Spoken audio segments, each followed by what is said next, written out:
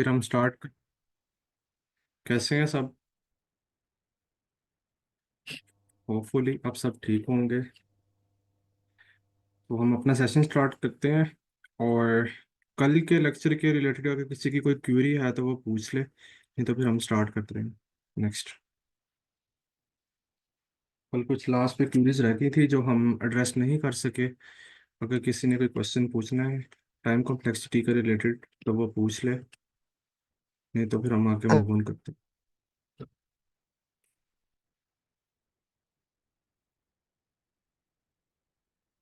Can you हैं। conclude the yesterday class?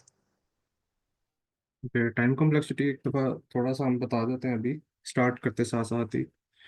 तो इससे इसके अलावा अगर कोई कोई बात नहीं इसमें समझ आई तो वो पूछ लीजिएगा। तो अब हम स्टार्ट करते हैं। बेसिकली हम टाइम कॉम्प्लेक्सिटी की बात कर रहे थे डेप्थ में कि टाइम कॉम्प्लेक्सिटी क्या होती है, हमारे पास कितने किस्म की अप्रोचेज होती हैं और कौन सी अप्रोच गलत है और कौन सी सही है। ये देखा था हमने। सबसे पहले हमने देखा था कि मेजरिंग टाइम की एक हमारे पास अप्रोच होती है। उसके बाद हमने देखा था कि हमारे पास काउंटिंग ऑपरेशन की एक अप्रोच होती है। उसके बाद ऑर्डर ऑफ ग्रोथ होती है। लेकिन जो ऊपर वाली दो थी उनमें मसले थे कि उसमें हमें एक एक्यूरेसी चाहिए। हमारे पास टाइम कितना होता है किसी भी प्रॉब्लम का, अगर हम उसको सॉल्व करते हैं तो कितना टाइम वो लेगी प्रॉब्लम सॉल्व होने में। तो हमें वो पता नहीं चल रहा था एग्जैक्ट, क्योंकि हर अप्रोच जब हम चेंज करते थे टाइम चेंज हो जाता था, जब हम मशीन चेंज करते थे टाइम चेंज हो जाता था, एल्गोरिथम हल्का सा भी उसमें थोड़ी सी भी अपडेशन करते थे तो वो अप्रोच का फर्क आ जाता था या टाइम चेंज हो जाता था, जिसकी वजह से हमें एक कंसिस्टेंट या एक एक्यूरेसी या एक एक्यूरेट जवाब नहीं मिल रहा था कि हम कह सकें कि अप्रोक्सीमेटली टाइम इतना मिलेगा हमें।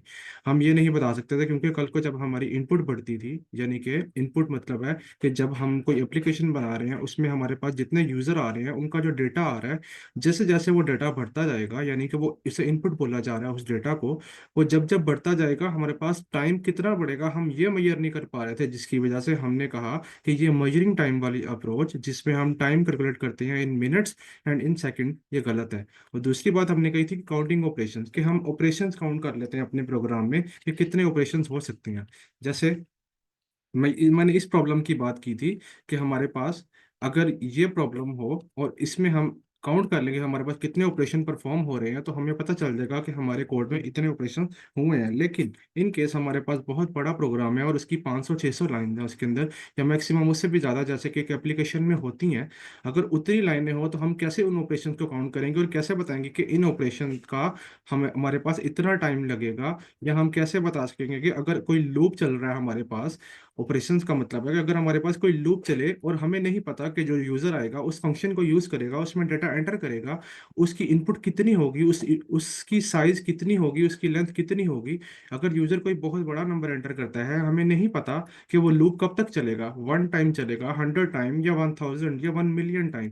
इसीलिए हमने कहा था कि हम ये काउंटिंग ऑपरेशन अप्रोच भी यूज नहीं कर सकते क्योंकि हमें इससे एग्जैक्ट नंबर ऑफ अपने ऑपरेशंस नहीं पता कितने हैं, इसलिए हम टाइम कैलकुलेट नहीं कर सकते। इसीलिए ये दोनों अप्रोच हमारे पास गलत हो गई थी। उसके बाद हमारे पास थर्ड अप्रोच आई थी जो कि है order of growth. Order of growth में हमने देखा था कि हम क्यों इसे प्रेफर करते हैं। इससे प्रेफर इसलिए करते हैं क्योंकि ये स्केलेबल है, इसकी वजह से हम कैलकुलेट कर सकते हैं कि अगर हमारा इनपुट इतने से बढ़ेगा तो हमारा टाइम भी इतने से बढ़ेगा। अगर हमारा एल्गोरिथम ये चेंज होगा तो इसकी अप्रोच भी ये चेंज होगी, जिसकी वजह से हमारी की टाइम की जो वैल्यू है वो भी चेंज हो जाएगी। इसीलिए हमने ऑर्डर ऑफ ग्रोथ को प्रेफर किया था, जिसका मतलब है कि not exact time but means close to या अप्रोक्सीमेटली नियर टू कहते हैं ऑर्डर ऑफ ग्रोथ अप्रोच। में हमने तीन केसेस देखे थे, best case, worst case, average case. Best case क्या था कि अगर आप किसी लिस्ट में किसी एरे में एक वैल्यू ढूंढ रहे हैं और अगर वो वैल्यू पहले इंडेक्स पे पड़ी है और आपको उसका सोल्यूशन मिल गया पहले ही वैल्यू पे, ये है बेस्ट केस। और अगर वो वैल्यू मिड में पड़ी है, कोई लिस्ट की आइटम पे आप सेंटर तक हाफ वैल्यूज तक लूप चला रहे हैं, तो ये है एवरेज केस।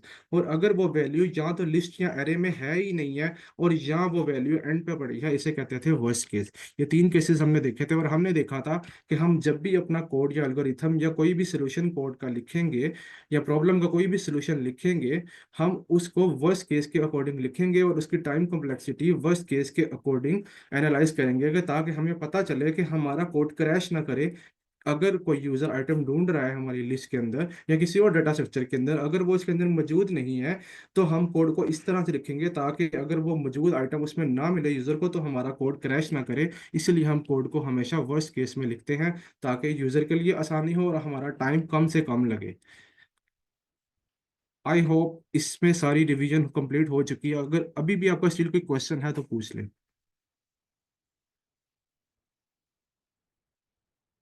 चले नेक्स्ट चलते हैं। हमने ये कल दो देखे थे प्रॉब्लम, इनकी टाइम कॉम्प्लेक्सिटी फाइंड की थी।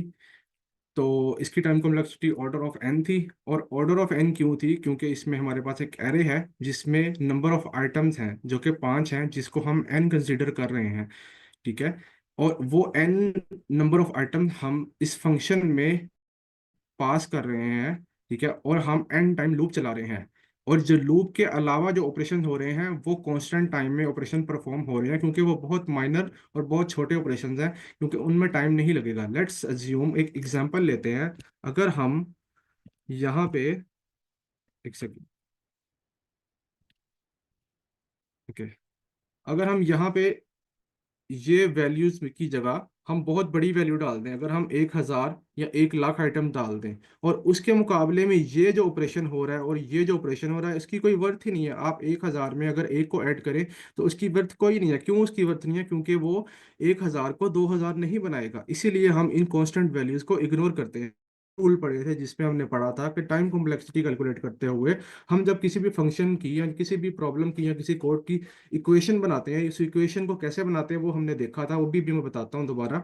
वो हम इस तरह बनाते हैं कि हम उसमें कांस्टेंट ऑपरेशन जो होते हैं या यूनिट ऑपरेशन जो होते हैं उन हैं। ठीक है। और दूसरी बात हमने देखी थी कि हमेशा बड़ी वैल्यू करते हैं। जैसे इस केस में ये नंबर ऑफ आइटम्स हैं, ये बड़ी वैल्यू है इनके दूसरों के मुकाबले में। इसीलिए हम ये नंबर ऑफ आइटम यानी कि एन नंबर ऑफ आइटम्स को प्रेफर करेंगे और छोटी वैल्यूज जितनी भी होंगी उनको इग्नोर कर देंगे।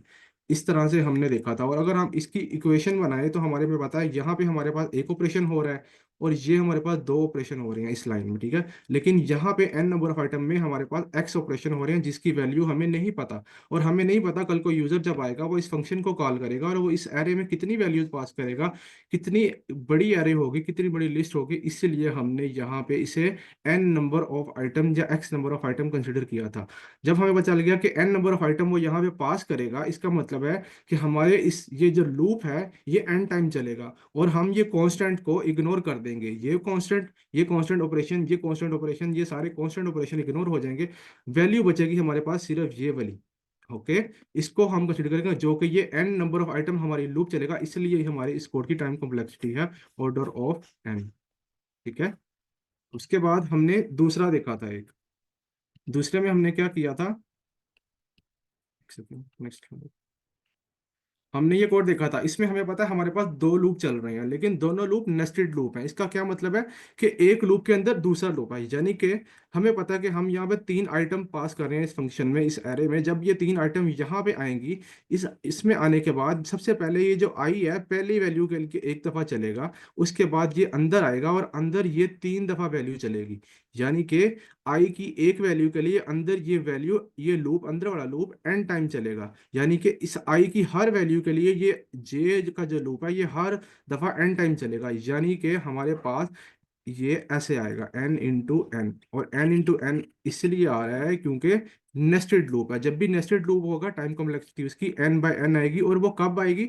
जब हमारे पास लूप जीरो से लेके लेंथ ऑफ अरे या नंबर ऑफ आइटम्स के बराबर चल रहा है, एन के बराबर चल रहा है, तब उस लूप की टाइम कॉम्प्लेक्सिटी सिंगल लूप की ऑर्डर ऑफ एन होती है। और जब इस तरह से मल्टीपल हो जाए, एक के अंदर दूसरा हो जाए, तो वो एन मल्टीप्लाई बाय एन होती है। और अगर ऐसे ना हो, लेट्स सपोज अगर ये फोर नेस्टेड ना होता, अगर ये दोनों अलग अलग लूप होते, यानी कि ये लूप बाहर होता, ठीक है, यहाँ पे होता, तो नेस्टेड लूप की केस में क्या क्या होता है? एन मल्टीप्लाई बाय एन होता है। और अगर नेस्टेड ना हो, दो लूप हो, तो वो एन प्लस एन होता है।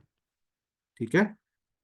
उसके बाद जब हम इसको कैलकुलेट करते हैं, यहाँ पे हमारे पास एन स्क्वेयर बन गया और जबकि यहाँ पे हमारे पास 2n बन गया। ठीक है। टाइम कॉम्प्लेक्सिटी 2n में से मैंने कहा था कि हमने कांस्टेंट वैल्यू को इग्नोर कर देना है, जिसमें से हमने 2 को इग्नोर कर दिया। हमें पता चला कि इसकी टाइम कॉम्प्लेक्सिटी n स्क्वायर आ गई अगर ये इस तरह से लूप हो। लेकिन हमारा केस क्या है, एक सेकंड में इसको इरेज कर लूं। लेकिन हमारे केस में हमें पता है यहाँ पे हमारे पास नेस्टेड लूप है, मतलब n मल्टीप्लाई बाय n है, इसलिए हमारे इस लूप की टाइम कॉम्प्लेक्सिटी n स्क्वायर है, जो कि इसके बराबर है will go of n square. ये पॉइंट सबको क्लियर है? तो हम नेक्स्ट चलते हैं। आज हम कुछ प्रॉब्लम देखेंगे, उसके बारे में बात करेंगे। ऑब्वियसली रिवीजन होगी होगी और सबको पॉइंट क्लियर हो गया होगा। अच्छा, अब हमने रिलेशनशिप देखना था। अब हमारे पास ये एक एग्जांपल्स हैं, ये इक्वेशंस हैं। अच्छा, इक्वेशंस कैसे बनी है इसको देख लेते हैं। हमारे पास ये सबसे पहले एन स्क्वेयर है। एन स्क्वेयर का मैंने आपको अभी बताया कि एन स्क्वेयर कब आता है हमारे पास, जब हमारे पास लूप होता है। और नेस्टेड लूप का मतलब है कि ये हमें बता रही है इक्वेशन कि एन स्क्वेयर यहाँ पर नेस्टेड लूप है और 2n यानी कि उसके अंदर दो लूप है। ठीक है, दो अलग अलग लूप हैं। नेस्टेड लूप के अलावा उसी कोड के अंदर दो लूप है, n प्लस एन। लूप चल रहा है एन टाइम और दूसरा भी चल रहा है एन टाइम, और उसमें टू जो है ये है यूनिट ऑपरेशन है। ठीक है, अब इसकी टाइम कॉम्प्लेक्सिटी हम कैसे निकालेंगे, कोई बता सकता है मुझे? उन रूल्स को याद रखना है आपने। एक, हमने कांस्टेंट को इग्नोर करना है। दूसरा, हमने मल्टीप्लिकेटिव वैल्यू कोई भी आएगी, कोई भी मल्टीप्लिकेटिव वैल्यू उस n के साथ मल्टीप्लाई हो रही है उसको भी इग्नोर करना है। ठीक है, और बड़ी वैल्यू को कंसीडर करना है, छोटी को इग्नोर करना है। ये तीन बातें याद रख के हम इन इक्वेशंस की टाइम कॉम्प्लेक्सिटी निकालेंगे। अब कोई मुझे बता दे क्विकली, इस फर्स्ट वाली इक्वेशन की टाइम कॉम्प्लेक्सिटी क्या होगी? सर पहले वाले की तो एन स्क्वायर लग रही है मुझे। ओके, ठीक है, कैसे होगी एन स्क्वायर? सर क्योंकि 2n जो सा ना ये रिलेटिवली स्मॉल होगा, लीनियर लग रहा है सीधा सा, तो एन स्क्वायर ही ज्यादा लग रहा है कॉम्प्लेक्स अगर हम देखें तो। Yes exactly. इसलिए लेट्स सपोज हम समझ नहीं। अज्यूम कर लेते हैं, हमने सबसे पहले कांस्टेंट को इग्नोर कर दिया, टू। ठीक है, हमारा फर्स्ट रूल। हमारे पास बचा एन स्क्र प्लस 2n। उसके बाद हमने इस टू को भी इग्नोर कर दिया, जो मल्टीप्लिकेटिव इसके साथ मल्टीप्लाई हो रहा है, ये भी एक किस्म का कांस्टेंट वैल्यू है। ठीक है, हमने इसको इग्नोर इग्नोर कर दिया। हमें पता हमारे पास एन स्क्र प्लस एन बच गया। अब एन स्क्र प्लस एन बचा, इसमें से हम देखें एन स्क्र बड़ा है या एन बड़ा है। ऑब्वियसली एन स्क्र बड़ा है। कैसे बड़ा है? अगर हम एन को 5 के बराबर सपोज कर लें, हम 5 का स्क्वायर लें प्लस 5 ले, 25 बड़ा है या 5 बड़ा है? ऑब्वियसली 25 बड़ा है, इसीलिए हम इस एन स्क्वेयर को कंसिडर करेंगे और इस इक्वेशन की टाइम कॉम्प्लेक्सिटी होगी एन स्क्वेयर। आई होप ये क्लियर होगा। नेक्स्ट पॉइंट, नेक्स्ट का बताएं आप। इसका, इसमें से कौन सी वैल्यू बड़ी है और किसको इग्नोर करेंगे और क्यों करेंगे? अच्छा, जो वैल्यू हमारे पास डिफाइन होती है ना, ये बात आपने याद रखनी है।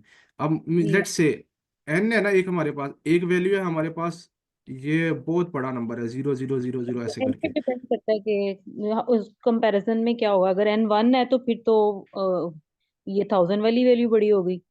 नहीं, मैं आपको वही बात बता रहा हूँ। आप ये सबसे पहले आपने ये पॉइंट याद रखना है, एन का हमें नहीं पता एन कितना है। ठीक है, एन छोटा भी हो सकता है, एन बड़ा भी हो सकता है, एन कितना ही बड़ा नंबर भी हो सकता है, हमें नहीं पता। इस ये जो वन, ये मे बी वन 1 लाख लिखा हुआ है, अगर इसके मुकाबले में हम देखें ना, हमें नहीं पता कि एन इक्वल को इससे भी बड़ा हो सकता है। हमेशा जो वैल्यू एग्जैक्ट नंबर आपको पास गिवन है ना, आपने उसको यही समझना है कि वो डिफाइन है हमारे पास, यानी कि वो वैल्यू हमें पता है, क्या नाम है, कि वो कांस्टेंट वैल्यू है। हमें पता है कि इससे ज्यादा नहीं हो सकती, क्योंकि हमारे पास एग्जैक्ट नंबर लिखा हुआ है। जैसे ये 3 की पावर 1000 हमारे पास लिखा हुआ है, राइट? हमें पता है ये इतना ही नंबर रहेगा, इससे नहीं बढ़ेगा, क्योंकि हमारे पास इक्वेशन है। लेकिन एन का नहीं हमें पता। हम बात कर रहे हैं एन की। एन क्या है? Number of inputs. ठीक है, ये है हमारे पास ऑपरेशन। अब पॉइंट क्लियर हो गया आपको? अगर कोई कंफ्यूजन है तो पूछ सर लें। ऑपरेशंस का क्या बताया आपने? दोबारा बताइएगा जरा। ऑपरेशन और एन नंबर ऑफ इनपुट्स में अभी आपने बताया, जरा रिपीट मैंने कीजिएगा। मैंने ये बताया है कि एन जो है हमारे पास, वो हमें नहीं पता होता कि यूजर कितनी वैल्यू एंटर करेगा। हमने एक कोड लिखा, हमने एक एल्गोरिथम लिखा, हमने एक सोल्यूशन लिखा किसी प्रॉब्लम का, हमें हमने वो लिख के रख दिया। हमें ये पता है हमने जब वो कोड लिखा है यूजर के इस्तेमाल करने के लिए, यूजर के इस्तेमाल करने तक, यानी कि यूजर जब भी इसे इस्तेमाल करेगा, हमें पता है हमारे जो हमने ऑपरेशन उसके अंदर डिफाइन किए हैं उसकी वैल्यू इतनी ही रहेगी। ये बात समझ आई अब आपको? ये हमारे पास क्या है? Constant operation. ठीक अगर है इस सर। 3 की पावर n होती ना, अगर ये 1000 की जगह अगर n होता, तो फिर ये कांस्टेंट ऑपरेशन नहीं है। लेकिन अगर हमें एग्जैक्ट नंबर या एग्जैक्ट फिगर मिल रहा है तो ये क्या है, ये कांस्टेंट वैल्यू है, यानी कि ये कांस्टेंट ऑपरेशन है, जो कि हम हमारे ऊपर वाले कोड की एग्जांपल में 2 था। अभी ये पॉइंट होपफुली आपको क्लियर होगा। जी सर, थैंक यू। इसी तरह से हम कांस्टेंट को इग्नोर करते जाते हैं, और क्या नाम है, और बड़ी वैल्यू को रख लेते हैं। अभी आप इन सब को छोड़ें, मैं इस सब को बाद में समझाता हूँ आपको। ये छोड़ें आप, नेक्स्ट चलते हैं, ताकि आपको जो थोड़ी सी कंफ्यूजन हो रही है ना वो क्लियर हो जाए। नेक्स्ट स्लाइड पे चलता हूँ। अच्छा, सबसे पहले ये देख लें, हमारे पास टाइम कॉम्प्लेक्सिटी मेन जो होती हैं वो मेन यही होती हैं, ठीक है। और भी होती हैं, दो तीन और भी होती हैं, लेकिन जो हमारे अभी तक काम की हैं, यानी कि बिगनर के लेवल पे जो हम देखें या जो अभी हमें जिसकी जरूरत पड़ेगी वो यही है। और उनका ग्राफ ये साथ गिवन है। सबसे पहले हमारे पास कांस्टेंट है, ठीक है, ऑर्डर ऑफ वन। इसका मतलब है कि ये जो order of one time complexity है ना, ये आप कह लें कि ये बेस्ट केस है, यानी कि आपने कोई प्रॉब्लम लिखा, उसका प्रॉब्लम था, उसका सोल्यूशन लिखा, और अगर आप वो प्रॉब्लम टाइम कॉम्प्लेक्सिटी दे रहा है आपको ऑर्डर ऑफ वन की, तो वो आपका बेस्ट सोल्यूशन है, ऑप्टिमल सोल्यूशन है, यानी कि वो दी बेस्ट अप्रोच है आपके उस प्रॉब्लम की, ठीक है। ये पॉइंट सबको क्लियर है। और इसका जो ग्राफ है ना वो ऐसे होता है, ये आप ग्रीन लाइन देख रहे हैं, ये इसका ग्राफ है, ठीक है। अब इसमें हम अब समझने की बात यह है कि एक्स एक्सिस पे क्या है हमारे पास, और वाई एक्सिस का पे क्या है। किसी को ये तो नहीं पता, मतलब कोई ऐसा स्टूडेंट तो नहीं है जिसको ना पता हो कि एक्स एक्सिस क्या है और वाई एक्सिस क्या है और ग्राफ कैसे प्लॉट होता है। अगर सर किसी को पता भी है। कंफ्यूजन है तो पूछ। ओके, हाँ, अब सबको पता होगा। अब ये हमारे पास ग्राफ है, ठीक है। लेट्स सपोज ये जो हमारे पास है ना हॉरिजॉन्टल लाइन, इस पे हमारे पास एक्स एक्सिस पे हमारे पास क्या है वैल्यू, इस पे हमारे पास है एन। एन क्या है, इनपुट, ठीक है। और ये जो ऊपर को जा रही है, यानी कि ये जो लाइन है horizontal line, sorry vertical line, इस पे हमारे पास क्या है, टाइम, ठीक है। इनपुट कहाँ है, नीचे हॉरिजॉन्टल पे, और टाइम कहाँ है, ऊपर वर्टिकल पे। अब ये बात आपने याद रखनी है। इस तरह इस यहाँ से यहाँ, यहाँ ऐसे ऐसे इनपुट बढ़ता जाएगा, बढ़ता जाएगा, बढ़ता जाएगा, यहाँ से यहाँ टाइम बढ़ता जाएगा, बढ़ता जाएगा, बढ़ता जाएगा, ठीक है। अब मैंने ऑर्डर ऑफ वन की कांस्टेंट की टाइम कॉम्प्लेक्सिटी ली, वो उसकी अगर हम देखें, ये देखें स्ट्रेट लाइन, बिल्कुल स्ट्रेट, ठीक है, स्ट्रेट लाइन जा रही है, यानी कि इसका मतलब क्या है, टाइम हमारे पास सेम आ रहा है। कब सेम आ रहा है, जितने भी नंबर ऑफ ऑपरेशंस या जितनी भी एन की वैल्यू या जितने भी नंबर ऑफ इनपुट्स आ जाएं, कांस्टेंट के केस में हमारा टाइम सेम लगेगा। ये पॉइंट सबको समझ आ गया कि नंबर ऑफ इनपुट्स जितने मर्जी हो जाएं, जितना मर्जी वो बढ़ जाए, जितना मर्जी उस स्केल हो जाए, टाइम हमारे पास सेम लगेगा उस ऑपरेशन को, उस प्रॉब्लम को सॉल्व करने के लिए। जैसे इसकी एक एग्जांपल है कि अगर हम किसी एरे में से किसी एक स्पेसिफिक इंडेक्स से एक वैल्यू लेते हैं, तो वो कांस्टेंट टाइम में ऑपरेशन परफॉर्म होता है। जैसे मेरे पास एक लिस्ट या एरे है, और उस वो ये है लाइक, ठीक है, ऐसे उसमें वैल्यूज पड़ी हैं। ये थोड़ा सा रफ हो रहा है, ठीक है। ये 0 इंडेक्स पे पड़ी है, ये 1, ये 2, ये 3, ये 4, ठीक है। अब मुझे पता है मैंने 4 इंडेक्स से वैल्यू गेट करनी है। मैं क्या कोड लिखूंगा, एरे अपनी ऐसे यहाँ पे, ठीक है, एरे लिखूंगा, और साथ में उसका इंडेक्स पास कर दूंगा, ठीक है। यहाँ लिस्ट चाहिए, ठीक है, एरे या लिस्ट एक ही बात है, आप समझ सकते हैं पाइथन में। क्या इस तरह से ये जो ऑपरेशन हो रहा है, ये कांस्टेंट टाइम ऑपरेशन परफॉर्म हो रहा है।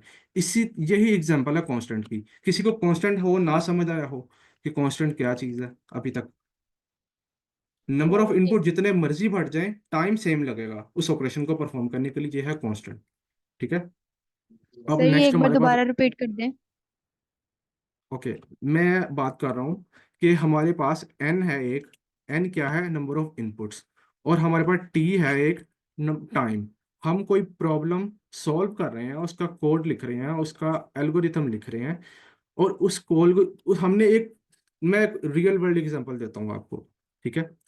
हमने कोई क्या नाम है, हम कोई लाइक कल हमारी डिस्कशन हुई थी, मैम ने एक एग्जांपल दी थी सॉरी अच्छा, कल हमारे हमें पता था कि हमारे पास ना मल्टीपल ड्रॉर्स हैं, ठीक है। हमारे सामने एक टेबल है, उसमें मल्टीपल ड्रॉर्स हैं, और उस हर ड्रॉर में एक डिफरेंट आइटम पड़ी है, ठीक है। किसी में कीज पड़ी हैं, किसी में कुछ और पड़ा है, हालांकि हमारी डेली लाइफ की चीज़ें पड़ी हैं। या आप किचन की एग्जांपल ले लें, किसी में शुगर पड़ी है, किसी में सॉल्ट पड़ा है, ठीक है, किसी में कुछ कोई और चीज़ पड़ी है। इस तरह से अगर हम एग्जांपल लें, हमें पता है कि अगर हमने शुगर का कंटेनर खोलना है या शुगर का ड्रॉर खोलना है, हमें पता है उस पर्टिकुलर ड्रॉर में वो चीज़ पड़ी है, और हम वो ड्रॉर खोलेंगे और उसमें से शुगर निकाल लेंगे और इस्तेमाल कर लेंगे, राइट? ऐसे ही है ना।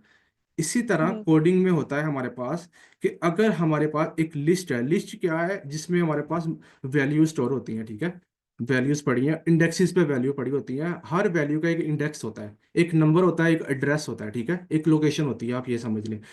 हमने अगर लिस्ट, उस लिस्ट में से एक एड्रेस से एक वैल्यू निकालेंगे ना, वो ऑपरेशन जो है ना, यानी कि वो जो काम होगा प्रोग्रामिंग की लैंग्वेज में, वो कांस्टेंट टाइम में होगा। कांस्टेंट टाइम का मतलब है कि वो काम जितने मर्जी लोग करें, या वो काम जितनी दफा मर्जी हो, या जिस मर्जी इनपुट का साइज जितना मर्जी बड़ा हो, वो काम उसी टाइम में होगा जिस जिस टाइम में एक दफा हुआ था, यानी कि उसे कहेंगे कांस्टेंट। यानी कि वो चेंज नहीं होगा। कांस्टेंट का मतलब होता है कि चेंज नहीं होता। ठीक है, ये बात समझ आ गई। इसीलिए अगर हम ये देखें, मैं यहाँ पे अगर एक एग्जांपल दूं आपको, यहाँ पे हमारे पास दो इनपुट है, यहाँ पे चार है, यहाँ पे छः है, यहाँ पे 10 है, ऐसे बढ़ती जा रही है, बढ़ती जा रही है, 1 मिलियन, 20, मतलब जितनी बड़ी मर्जी इनपुट हो जाए, हमारे पास उस काम को परफॉर्म करने का टाइम कांस्टेंट लगेगा, यानी कि ऑर्डर ऑफ वन लगेगा, उसे कहते हैं ऑर्डर ऑफ वन। अब समझ आ गया आपको कांस्टेंट क्या है? कांस्टेंट यानी कि हमारे पास कोई भी ऐसा ऑपरेशन जिसका time complexity order of one है, यानी कि कांस्टेंट है, वो सेम रहेगा।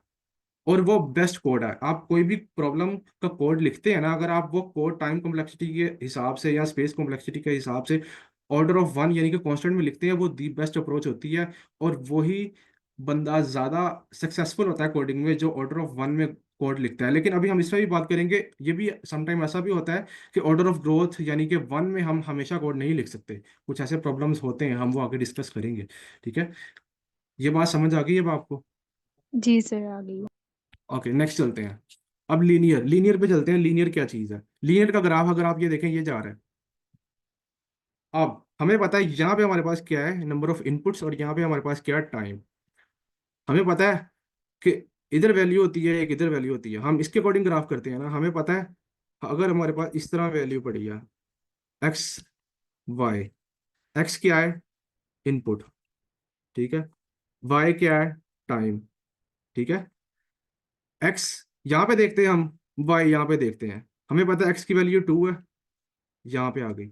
y की वैल्यू 2 है, यहाँ ऐसे इन दोनों के बराबर में यहाँ पॉइंट आता है, ऐसे ऐसे पॉइंट आते जाते जाते हैं, ऐसे ग्राफ प्लॉट हो जाता है। ठीक है, ये ग्राफ प्लॉट हो गया, ये लीनियर का ग्राफ बन गया हमारे पास। लेकिन ये लीनियर ग्राफ क्यों है? अब इसकी बात ये है कि इसमें ये मसला ये होता है कि जैसे जैसे आप, हमने कॉन्सेप्ट में देखा कि टाइम को कोई फर्क नहीं पड़ता, आप जितना मर्जी इनपुट बढ़ाते जाएं। लेकिन यहाँ पे ये है कि अगर आप ये बढ़ाते जाएंगे ना, टाइम क्या नाम है, इनपुट बढ़ाते जाएंगे ना, ऐसे ऐसे ऐसे आगे जाते जाएंगे, तो टाइम भी यहाँ पे बढ़ता जाएगा। यहाँ पे ये था तो यहाँ पे भी 2 हो गया, यानी कि अगर इनपुट 2 हुए तो टाइम भी 2 सेकंड हो गया, इनपुट 4 हुए टाइम भी 4 सेकंड हो गया, इनपुट 6 हुए टाइम भी 6 सेकंड हो गया, इनपुट क्या नाम है, अपने 8 सेकंड, 8 इनपुट हुए तो टाइम भी 8 सेकंड हो गया। इस तरह से ये बढ़ता जाएगा बराबर मिकदार में।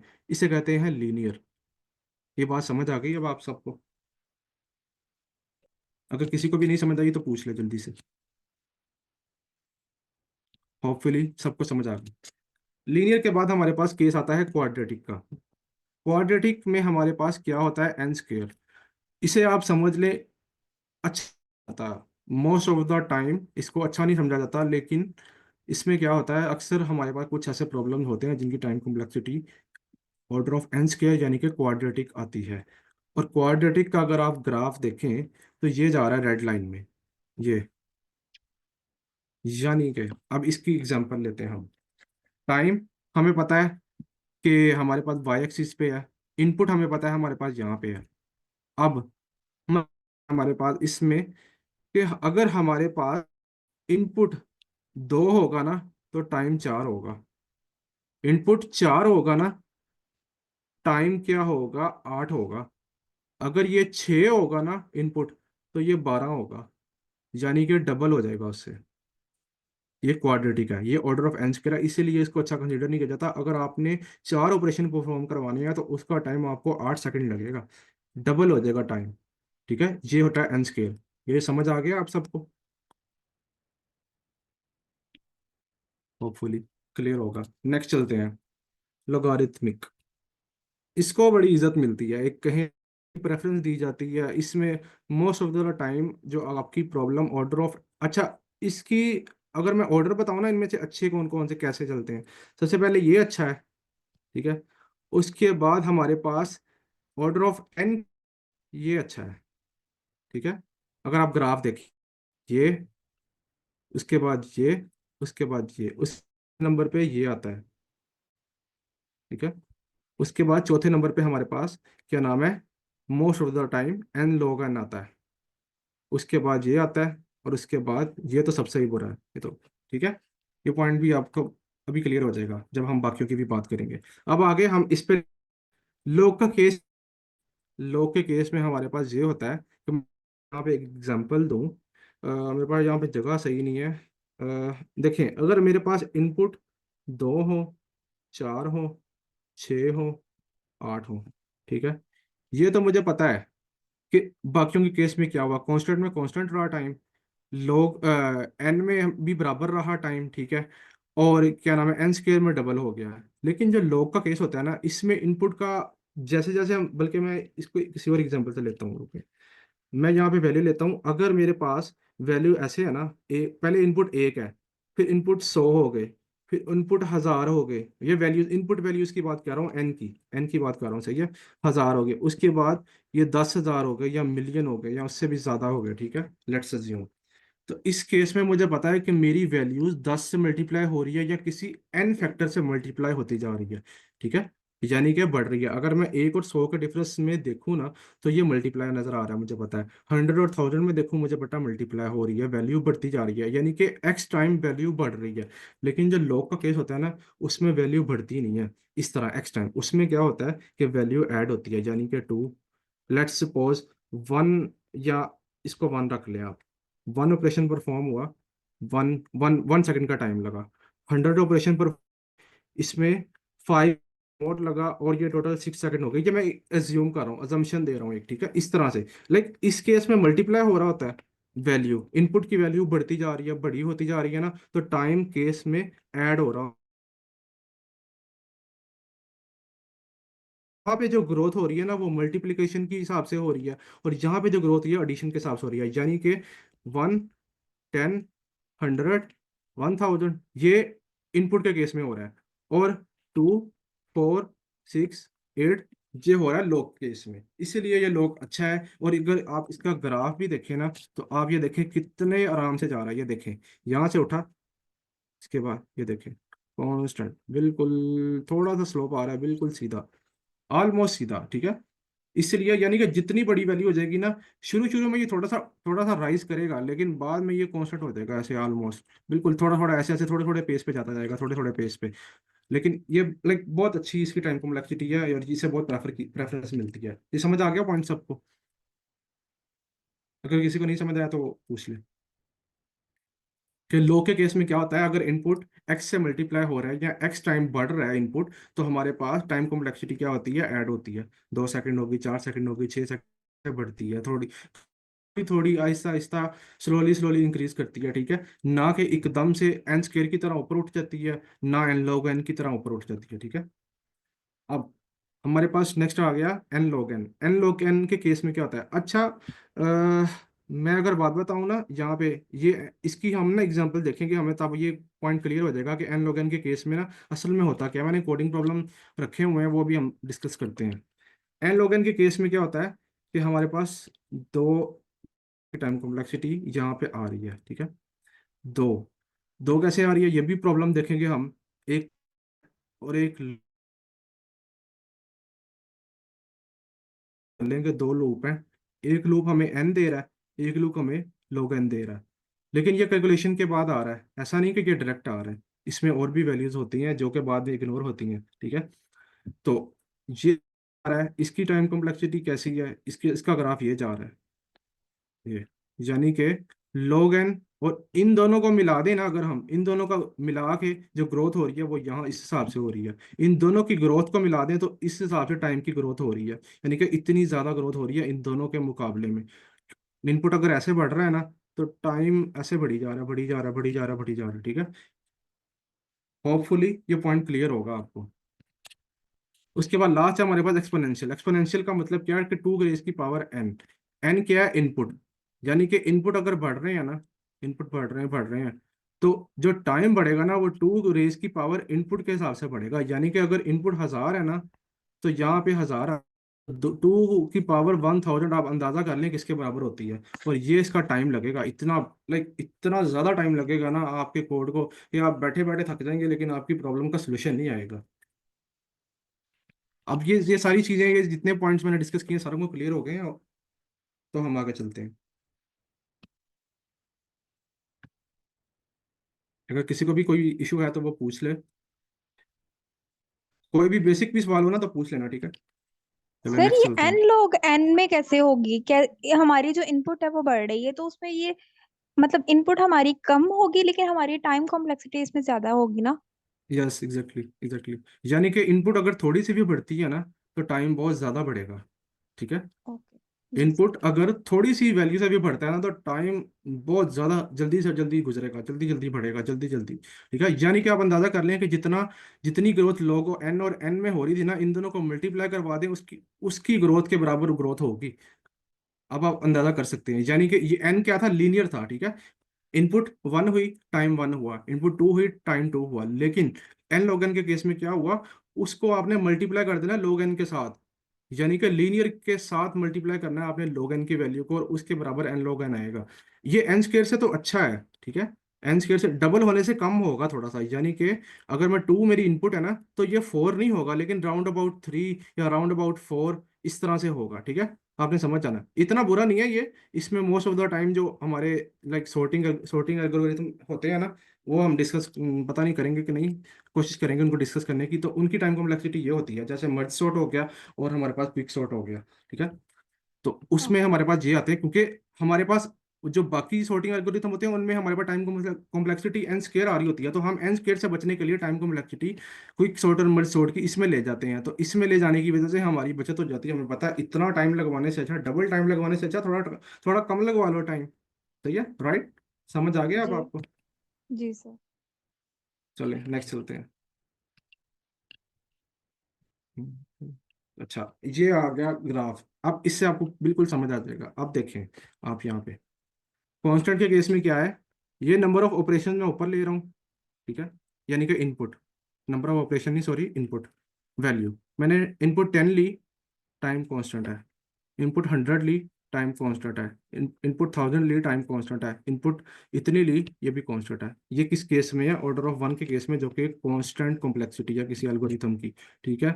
समझ आ गया? अब हमारे पास log n आया। log n के केस में क्या हुआ?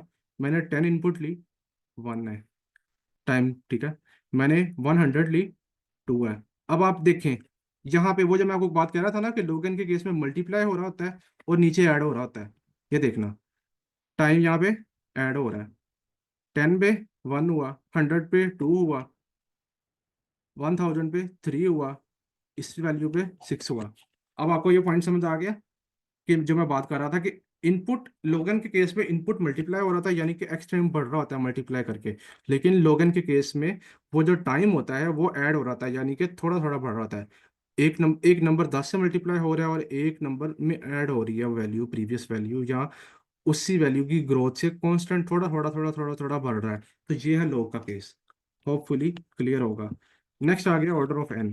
10 इनपुट है, 10 टाइम हो गया। 100 इनपुट है, 100 टाइम हो गया। 1000 इनपुट है, 1000 टाइम हो गया। ये 1 लाख इनपुट है और इतना ही टाइम हो गया। ये है हमारे पास लीनियर एन, ठीक है। अब एन लॉग एन का, ठीक है। 100 हुआ, 200 हो गया। 1000 हुआ, 3000 हो गया, ठीक है। अब इसमें देखें, अगर आप इन दोनों को मल्टीप्लाई करवाएं तो इस तरह से लाइक जो आ रही होती है शुरू में, तो आगे आगे जैसे जैसे इनपुट बढ़ता जाता है ना, वैल्यू ऑलमोस्ट इसी के इक्वल आने लग जाती है। ये आप देख रहे हैं पैटर्न। मेरी आवाज़ क्लियर है आप सबको? मेरा I think internet. Sir clear है आपकी आवाज? ओके, ठीक है। ये आप देख लें, अब इस तरह से एन लोगन के केस में हमारे पास वैल्यू बढ़ती जा रही है, बढ़ती जा रही है इनपुट। ये एक टाइम आएगा कि लाइक इस तरह से लाइक ना इसकी ग्रोथ होती रहती है। उस एन स्क्वेयर के मुकाबले में ना, लेकिन ये कम ही रहेगी हमेशा, क्योंकि आप इसको एग्जांपल देख सकते हैं, यहाँ पे कंपैरिजन करें आप। शुरू का केस में 100 आया, लेकिन यहाँ पे देखें 100 के केस में एन लोगन का रिजल्ट 200 आया, जबकि इसका जो रिजल्ट है 10,000 आया। ये देखें यहाँ पे फर्क आता है फिर, यहाँ पे क्या आया, ठीक है, और यहाँ पे क्या आया, यहाँ पे क्या वैल्यू आई और यहाँ पे क्या आई। और ये आ गई एक्सपोनेंशियल। एक्सपोनेंशियल के केस में तो आप फिर छोड़ ही दें 2 की पावर। 1,000 के केस में तो इतनी बड़ी वैल्यू आई है कि यहाँ मैं लिख नहीं पा रहा था, ठीक है। उसके बाद ये इसके केस में तो आप छोड़ ही दें कि फिर आप बैठे रहें, आपका कोड ना निकालता का आउटकम ना आता हुआ, इसका रिजल्ट ना आता हुआ। तो होपफुली आपको ये पॉइंट्स क्लियर हो गए होंगे कि कैसे ये ग्रोथ हो रही है, लाइक ग्रोथ कैसे हो रही है, इनपुट अगर हम बढ़ाएं तो टाइम कैसे बढ़ रहा है। अगर अभी तक किसी का भी कोई क्वेश्चन है तो पूछ लें, नहीं तो फिर हम अपने प्रॉब्लम्स की तरफ चलते हैं। टाइम ऑलरेडी बहुत लग गया है। चलें फिर हम चलते हैं उसकी तरफ। Let me share.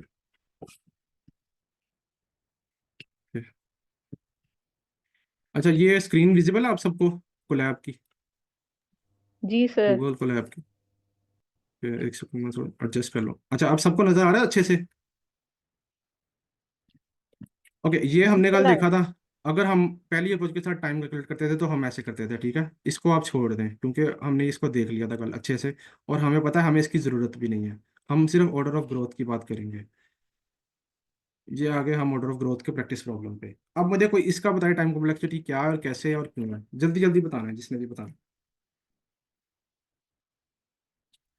हम इसको कवर कर चुके हैं, हम इसमें देख सकते हैं कि हमारे पास 2 लूप हैं, ठीक है। बाकी ये यूनिट ऑपरेशन है, इनको छोड़ दें आप, ये, ठीक है। बताएं इस लूप का सर और टाइम 10 नहीं होगा। कॉम्प्लेक्सिटी क्या होगा, मुझे बताएं जल्दी से। ये लूप कितनी दफा चल रहा है? Sir n time. Anyone? Linear ही होगी इसकी, क्योंकि एन टाइम चल ओके, रही है। एन टाइम चल रहा है, ठीक है। एन टाइम क्यों चल रहा है? ये वैल्यू एन टाइम होगी। हम इसे कंसीडर करेंगे एन टाइम, क्योंकि हमें पता है कि हमेशा हमारे पास ये लिस्ट नहीं दी जाएगी इस फंक्शन को या इस क्या नाम प्रॉब्लम को, ठीक है।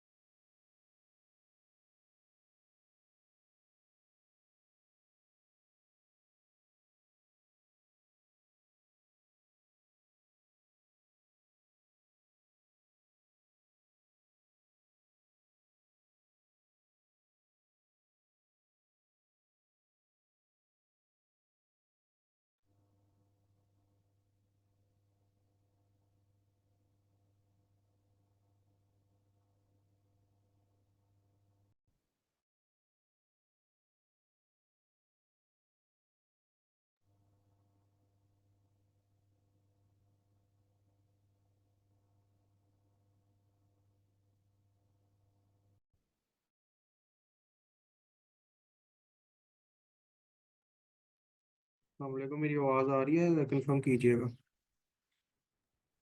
जी आ रही है। चले आ गए सर, चला गया था। तो मेरी आवाज़ आ रही है अभी? जी सर, ठीक है। ओके। तो मैं ये बात कर रहा था कि ये हमारे पास एन टाइम लूप चलेगा, और क्यों एन टाइम चलेगा, क्योंकि हमें पता है इसकी लेंथ हमारे पास एन के बराबर है, ठीक है।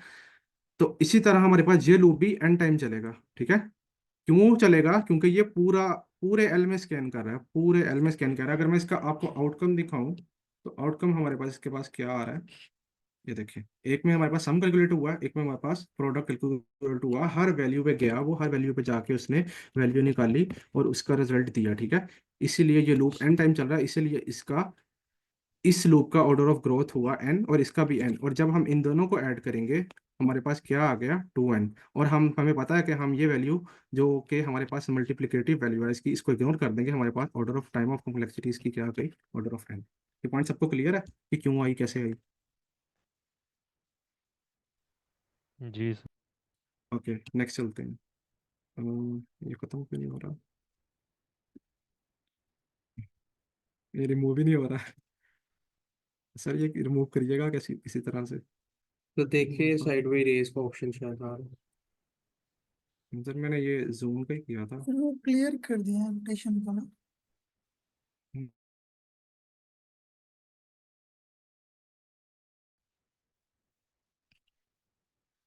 चले नेक्स्ट चलते हैं। अब हमारे पास हमें पता है क्या आ गया, एक और प्रॉब्लम आ गया। एक सेकंड, चले ये इसका टाइम कॉम्प्लेक्सिटी बताएं जल्दी से। कितनी दफा लूप चल रहा है ऊपर वाला, पहले ये बताएं। सर 5 बार। सर एन स्क्वेयर हो गई इसकी, ओके, क्योंकि डबल क्यों? लूप है। Sir double 5। हमारे पास नेस्टेड लूप है ना, तो इस वजह से। यस एग्जैक्टली एग्जैक्टली, ये नेस्टेड लूप है।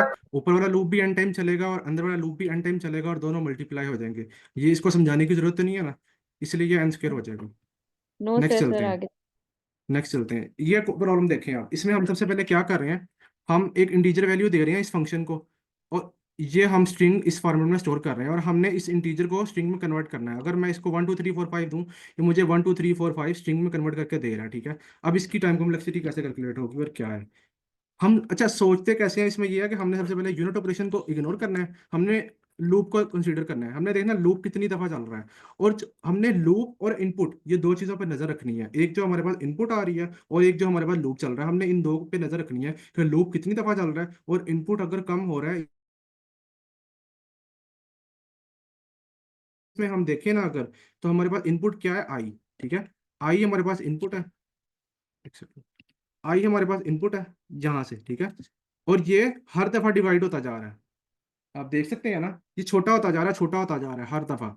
यानी कि 10 से डिवाइड करके वैल्यू आधी होगी, यानी कि आधी से मुराद ये है कि अगर 1000 है तो 100 होगा, 100 होगा, 10 होगा, ठीक है। इसी तरह से ये चलता जाएगा, और इसको ये मैच करेगा हर दफा। 0 के बराबर है तो 0 इंडेक्स करेगा, अगर इससे बड़ा है तो फिर ये उसका उस नंबर का आई को 10 के साथ मॉडुलस करेगा, और जो लास्ट वैल्यू होगी, जैसे हमारे इस केस में 5 है लास्ट वैल्यू, ठीक है। एक सेकंड,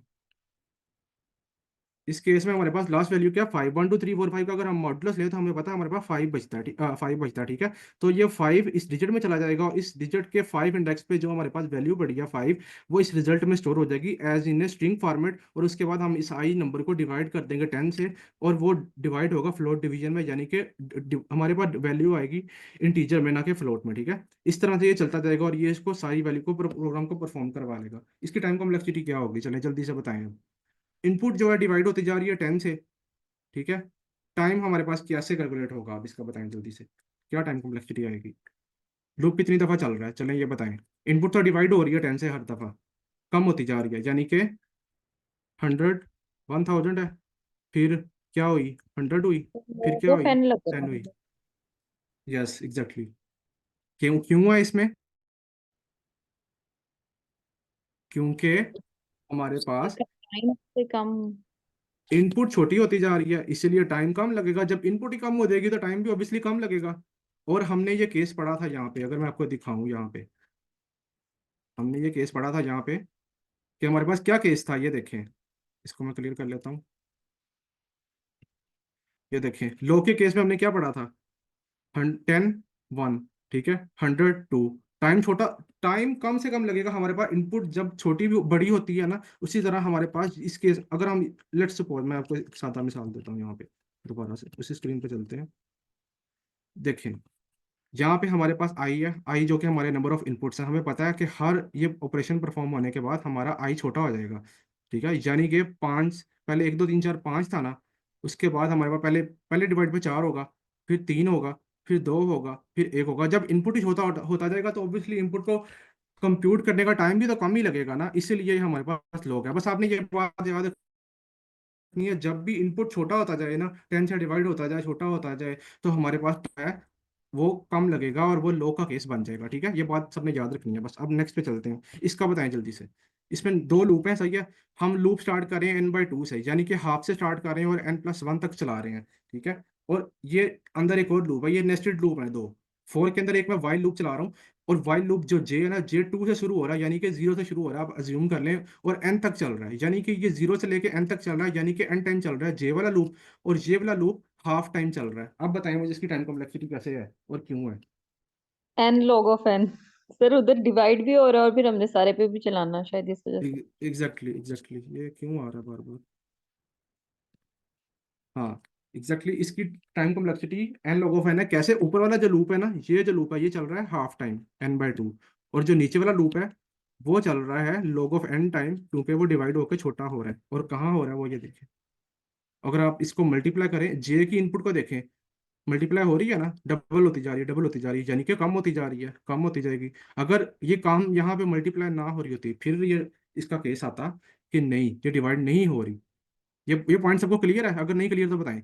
इनपुट जो जे हमारे पास चलनी थी जीरो से लेके एन टाइम, यानी कि एन टाइम चलनी थी, वो हर दफा मल्टीप्लाई हो रही है टू से, और वैल्यू अपडेट हो रही है, यानी कि डबल होती जा रही है। टू, टू से फोर, फोर से क्या नाम है, आप फोर का स्क्वायर कर लें, ठीक है, आगे एट, एट का स्क्वायर, ठीक है, सिक्सटीन, सिक्सटीन का स्क्वायर 32, 32 का स्क्वायर 64, 62 फोर का स्क्वायर, ऐसे ये वैल्यू बढ़ती जाएगी। इसलिए ये log का केस है। और जब हम इसको कैलकुलेट करें, n/2 multiply by log n हो रहा था, इसमें 1/2 इग्नोर हो जाएगा, इसलिए n log n इसकी टाइम कॉम्प्लेक्सिटी आ जाएगी। आई होप ये पॉइंट क्लियर होगा सबको। नेक्स्ट चलते हैं। अब इसकी टाइम कॉम्प्लेक्सिटी क्या है? ये दो नेस्टेड लूप हैं, ठीक है। एक लूप चल रही है जीरो से लेके लेंथ ऑफ एन, यानी कि लिस्ट तक, या नंबर ऑफ आइटम तक, यानी कि एन टाइम ये लूप चल रहा है। और ये लूप जो चल रहा है i+1 से लेके लेंथ ऑफ एल। अब इसकी टाइम कॉम्प्लेक्सिटी बताएं मुझे फटाफट। सर ऊपर ये वाला जो एन लूप है, लॉग एन तो नहीं समझ आई इसमें। देखें एक वाइल एक फॉर लूप है तो दोनों लूप, अच्छा ठीक है, loop with in a loop है, सही है। यस, फॉर लूप के अंदर एक लूप है वाइल लूप। और ये जो इसमें जो इनपुट छोटा होता जा रहा है, यानी कि बढ़ता जा रहा है, ठीक है। अगर हम ऊपर से देखते हैं तो छोटा होता जाता है, अगर नीचे से देखते हैं तो बढ़ता जा रहा है, यानी कि आधा होता जा रहा है। इसलिए चलें इसका देखें अब। ऑर्डर ऑफ, ये एन टाइम चल रहा है और ये i+1 चल रहा है। अच्छा, आई, मेरे पास एक नंबर है एन, उसकी छोटी वैल्यू क्या होगी? एन से छोटी वैल्यू क्या होगी, मुझे ये बताएं सबसे पहले। n एन की माइनस छोटी, वन यस एग्जैक्टली, एन की छोटी वैल्यू n-1 होगी। इसका मतलब है अगर ये एन टाइम चलेगा ऊपर वाला, तो नीचे वाला n-1 टाइम तक चलेगा। ऐसे ही है ना? जी एम आई सर। करेक्ट और नोट? ठीक है। इसी तरह अगर ये n-1 टाइम चलेगा, अगर मैं इसको लिख लूँ n, क्योंकि ये नेस्टेड लूप है, ये मल्टीप्लाई हो जाएंगे, ठीक है, राइट। मल्टीप्लाई कर दें n square minus n, equation solve होगी हमारे पास। मैंने क्या कहा था कि हमने छोटी वैल्यू को इग्नोर कर देना। क्या टाइम कॉम्प्लेक्सिटी आई हमारे पास? नियर अबाउट एन स्क्र, ठीक है। क्लियर है पॉइंट? जी सर। अगर नहीं भी समझ आई तो बता देंगे। इक्वेशन बनाई है मैंने, ऊपर वाला लूप चल रहा है, ठीक है, एन टाइम, नीचे वाला लूप चल रहा है n-1 टाइम, क्योंकि i+1 से चल रहा है। ये देखें ना आप, इसको नोट करें, i+1 से चल रहा है और लेंथ ऑफ एल तक चल रहा है, ठीक है। इसीलिए ये n-1 है, क्योंकि एक कम चल रहा है उससे, या एक एक प्लस वैल्यू से उससे चल रहा है, ठीक है, इसीलिए n-1। जब हमने इसको मल्टीप्लाई कर दी, इक्वेशन को सॉल्व किया, तो हमें पता चल गया n² बन गया।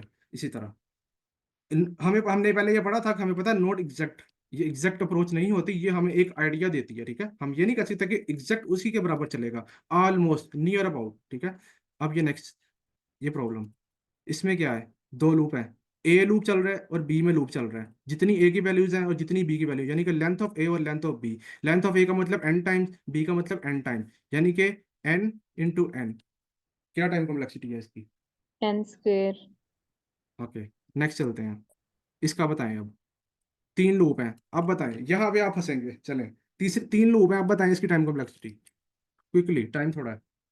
पर इसकी भी n स्क्वेयर होगी, क्योंकि k वाला जी जो है ना वो कांस्टेंट है, वो ऐसे constant he. Number of yes times. Yes yes yes, exactly exactly, जो लास्ट वाला लूप है, ये हम अगर हम इसको नोट करें, कांस्टेंट ऑपरेशन है, हमें पता है ये इतने ही रहेंगे, जो मर्जी हो जाए, इनपुट कितना बड़ा मर्जी आ जाए, ये कांस्टेंट ऑपरेशन है, इसलिए इनको हम इग्नोर करेंगे और इसको कंसिडर करेंगे, इन दो को, इसीलिए ये एन स्क्वायर है। आई होप ये पॉइंट क्लियर होगा आपको। नेक्स्ट चलते हैं। इसकी देखें आप टाइम कॉम्प्लेक्सिटी, नीचे वाले की, इसकी इसकी बताएं टाइम कॉम्प्लेक्सिटी क्या है। लूप कहाँ तक चल रहा है? जीरो से लेके length of L divided by 2, यानी कि हाफ टाइम लूप चल रहा है। हाफ टाइम सर चलने का मतलब क्या है? log of n।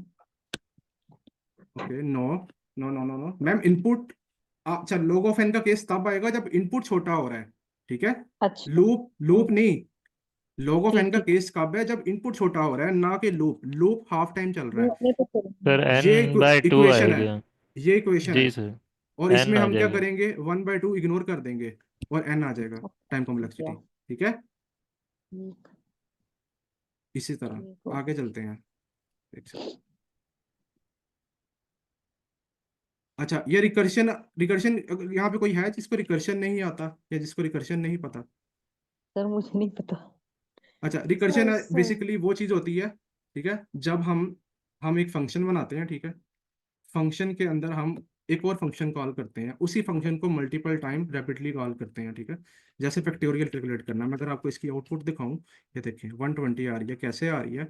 ये फैक्टोरियल, हमने एक फंक्शन बनाया, यहाँ पे एक नंबर आ रहा है और वो नंबर हर दफा अपने कम से कैलकुलेट कर रहा है, यानी कि अगर मैंने यहाँ पे 5 पास किया, यहाँ पे 5 आया, वो चेक करेगा कि नंबर 5 के बराबर, 1 के बराबर है या नहीं है। अगर नहीं है तो वो नीचे आएगा एल्स में और 5 को मल्टीप्लाई करेगा n-1 के साथ, यानी कि 5 - 1 यानी कि 4 हो जाएगा। अगली दफा 4 आएगा और 4 के बाद ये 3 हो जाएगा, उसके बाद ये 2 हो जाएगा, उसके बाद ये 1 हो जाएगा। ऐसे हम सबको पता है कि फैक्टोरियल कैसे कैलकुलेट करते हैं। 5 का फैक्टोरियल निकालना है, 5 × 4, 4 × 3, 3 × 2, इस तरह करके निकालते हैं। इसलिए ये रिकर्जन कहते हैं इसे, ठीक है। मल्टीपल टाइम हो रही अंदर कॉल होना, कोई भी फंक्शन जब खुद अपने आप को कॉल करता है, अपने फंक्शन को कॉल करता है, उसे कहते हैं रिकर्जन, ठीक है। ये एक बहुत बड़ा ओके सर। कॉन्सेप्ट है, डीप कॉन्सेप्ट है।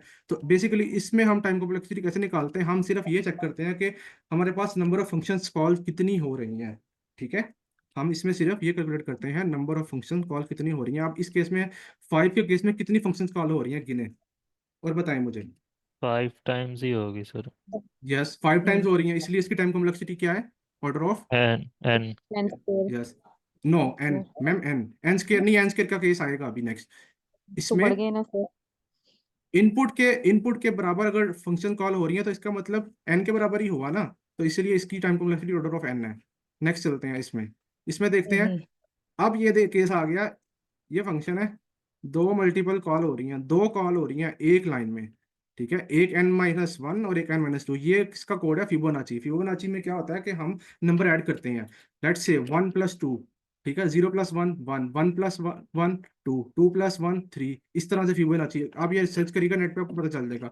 ये उसका कोड है, रिकर्शन के थ्रू सॉल्व हुआ है। इस केस में क्या हो रहा है, लेट्स अज्यूम 5 का केस है। 5 में कितनी फंक्शन कॉल होगी? पहले, सबसे पहले वो चेक करेगा 1 के बराबर हो और 0 के बराबर हो तो 1 रिटर्न कर देगा। 5 के लिए 4 को कॉल करेगा और 3 को कॉल करेगा, ठीक है। 4 के लिए 3 को और 2 को, ठीक है, 3 के लिए 2 को और 1 को, ठीक है, 2 के लिए फर्दर नीचे नीचे 1 को और 0 को। इस तरह से ये कॉल्स होती रहती हैं, ये नंबर ऑफ कॉल्स हो रही हैं। इसमें हमारे पास कैसे कैलकुलेट होगी? ऑब्वियसली फंक्शंस कॉल के हिसाब से। अगर यहाँ पे मैं इसको लिख दूं, ये मेरे पास जहाँ पे टाइम बहुत थोड़ा है हमारे पास, इसको थोड़ा टाइम लग जाएगा। अच्छा, आपने इसको सोल्व करना है, सर, इस इसमें प्रॉब्लम को, और पीरियड ही बताना है आप लगेगा। साथ में ग्रुप में, स्लैक में, इसकी टाइम कॉम्प्लेक्सिटी क्या है इस कोड की, ठीक है।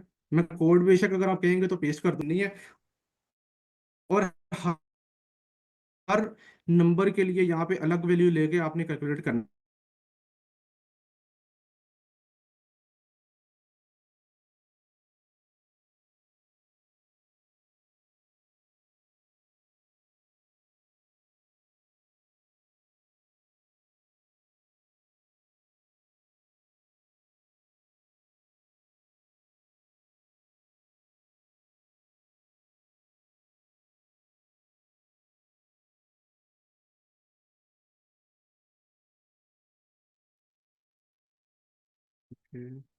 अच्छा, सर आप आई किसी को कोई थिंक क्वेश्चन पूछ लें, इंटरनेट आई का थिंक इशू है, टाइम कम है। हाँ वाइंड अप करते हैं। कोई क्वेश्चन है तो ले लेते हैं जल्दी जल्दी।